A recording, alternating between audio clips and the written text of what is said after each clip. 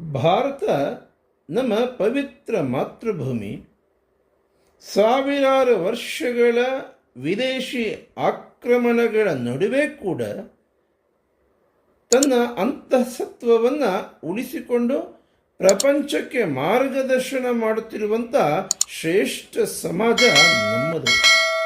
ವಿಶ್ವಕ್ಕೆ ಸಂಕಷ್ಟ ಎದುರಾದಾಗಲೆಲ್ಲ ಭಾರತದ ನಿಲುವು, ಅದರ ನಿರ್ಧಾರಗಳು ಸಮಾಜ ಸಂಕಷ್ಟಗಳನ್ನು ಎದುರಿಸುವಂಥ ರೀತಿ ಎಲ್ಲ ಹಂತಗಳಲ್ಲೂ ತೋರಿಸಿರುವಂತಹ ನೈತಿಕ ಹೊಣೆಗಾರಿಕೆ, ಕ್ರಿಯಾಶೀಲವಾಗಿ ಸಮಾಜದ ಪ್ರತಿ ವ್ಯಕ್ತಿಯು ಆಚರಣೆಯಿಂದ ತೋರುವಂತಹ ಆದರ್ಶಗಳನ್ನು ಜಗತ್ತು ಮೆಚ್ಚಿಕೊಂಡಿದೆ.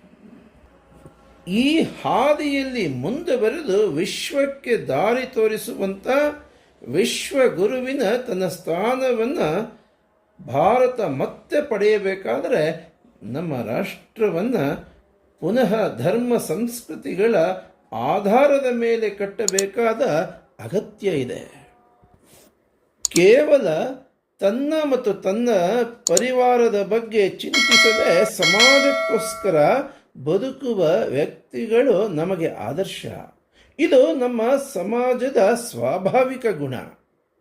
ಅಗತ್ಯಕ್ಕಿಂತ ಹೆಚ್ಚು ಶೇಖರಿಸದೆ ಸಮಾಜಕ್ಕೋಸ್ಕರ ನೀಡುವಂಥದ್ದು ಕೆರೆಯ ನೀರನ್ನು ಕೆರೆಗೆ ಚೆಲ್ಲಿ ಎನ್ನುವಂತೆ ಸಮಾಜದಿಂದ ಪಡೆದದ್ದನ್ನು ಸಮಾಜಕ್ಕೋಸ್ಕರ ಸಮರ್ಪಿಸುವಂತಹ ಶ್ರೇಷ್ಠ ಪರಂಪರೆ ನಮ್ಮದು. ಈ ರಾಷ್ಟ್ರದ ಪ್ರತಿಯೊಬ್ಬ ಪ್ರಜೆಯು ನನ್ನ ಬಂಧು. ಕೇವಲ ಮನುಷ್ಯರಲ್ಲಿ ಮಾತ್ರವಲ್ಲದೆ ಪ್ರಾಣಿ ಪಕ್ಷಿಗಳು, ನಿರ್ಜೀವ ವಸ್ತುಗಳಲ್ಲೂ ಭಗವಂತನಿದ್ದಾನೆ ಅನ್ನುವಂಥ ಭಾರತೀಯ ಚಿಂತನೆಯೊಂದಿಗೆ ಪರಸ್ಪರ ಪ್ರೀತಿ ವಿಶ್ವಾಸಗಳನ್ನು ಹೆಚ್ಚಿಸುವಂಥ ವಸುಧೈವ ಕುಟುಂಬಕಂ ಎನ್ನುವಂಥ ವಾಣಿಯನ್ನು ಸಾಕಾರಗೊಳಿಸುವ ಸಂಕಲ್ಪ ಮಾಡೋಣ. ಭಾರತದ ರಕ್ಷಣೆ ಮತ್ತು ಆತ್ಮನಿರ್ಭರ ಸ್ವಾವಲಂಬಿ ಭಾರತದ ಸಂಕಲ್ಪದೊಂದಿಗೆ ರಕ್ಷೆಯನ್ನು ಧರಿಸೋಣ ಬಂಧುಗಳೇ.